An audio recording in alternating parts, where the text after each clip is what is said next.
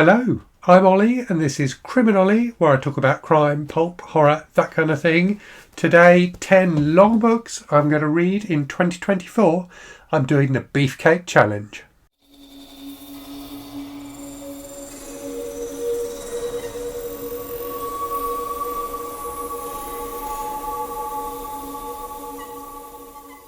Look at this stack. These are 10 really long books that I'm planning to read this year. I'm going to put them down on the floor now though, because they are very heavy. Okay, this video came about because of a challenge that is doing the rounds on BookTube. It was created by the channel Big Al Does BookTube, and I was tagged in the challenge by Alex from the channel Alex Unabridged. So definitely channels you should check out. I'll leave a link to their channels and their videos for this challenge in the description to the video. So basically this is talking about 10 really long books that I'm planning to read this year. Now, I made a video last year, towards the end of last year, where I talked about 10 really long books that I want to read one day. I've actually managed to read 2 of those books already, those being The Thornbirds and Shogun. So this 10 books that I'm going to talk about today doesn't include any of the books that were in that previous video.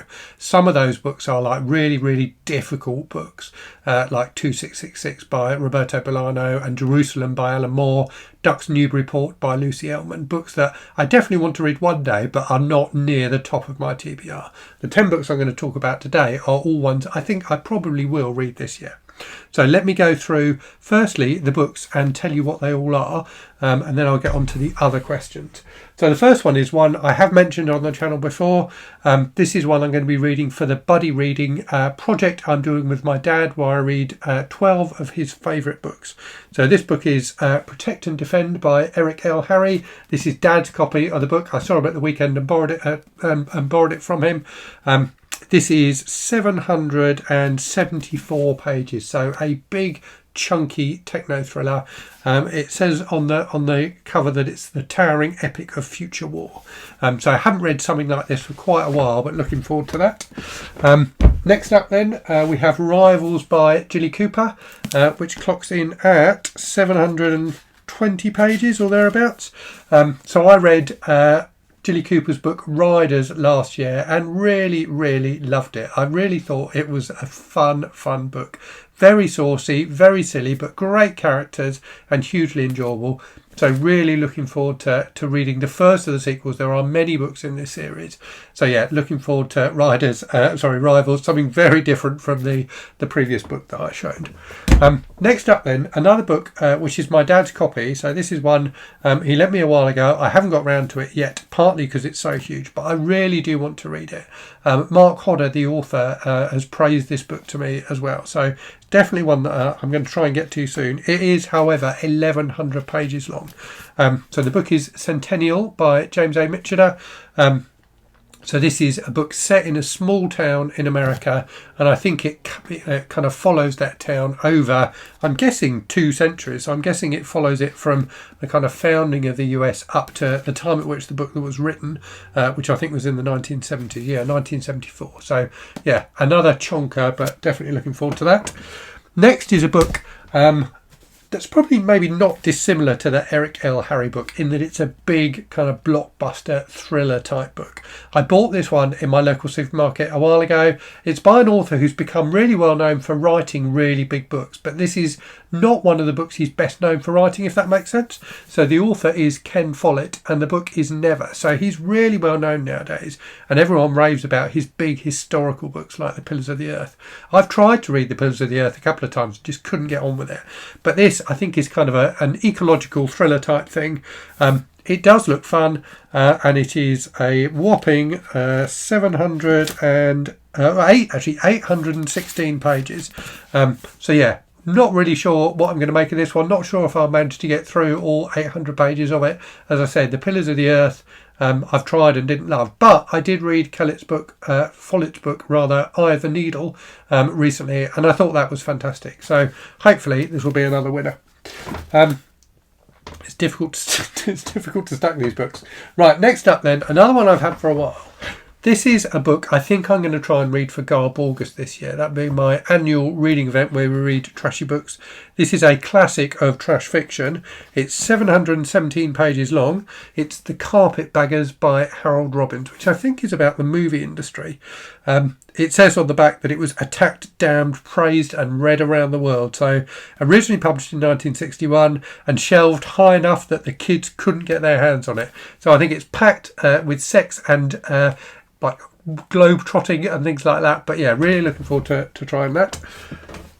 Next then, we have another book. I've had this book for ages. I've had this book for years and years. I've only read one book by this author, and I thought that book was fantastic, but for some reason I've never gone back to him. So the author is John Ajvide Lindqvist. The book I've read for him was Let the Right One In. This is another book of his, Harbour, which apparently is excellent. I think this was his third book.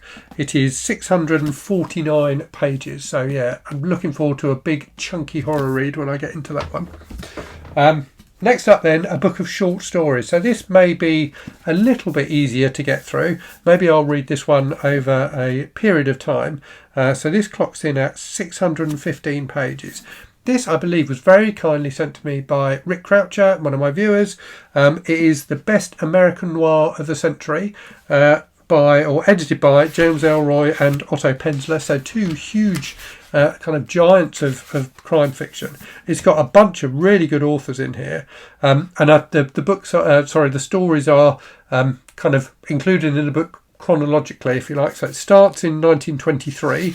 And finishes in 2007. But you've got authors like James N. Cain, Dorothy B. Hughes, Mickey Spillane, Evan Hunter, also known as Ed McBain, my favourite author of all time, Jim Thompson, Cornell Woolrich, David Morrell, who I've talked about on the channel recently. So some really great authors. So Patricia Highsmith as well. So yeah, I'm definitely looking forward to reading this.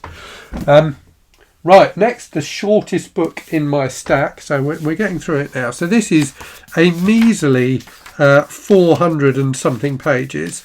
But because it's a hardcover, it's quite thick. So I thought I'd include it. Yeah, 432 pages.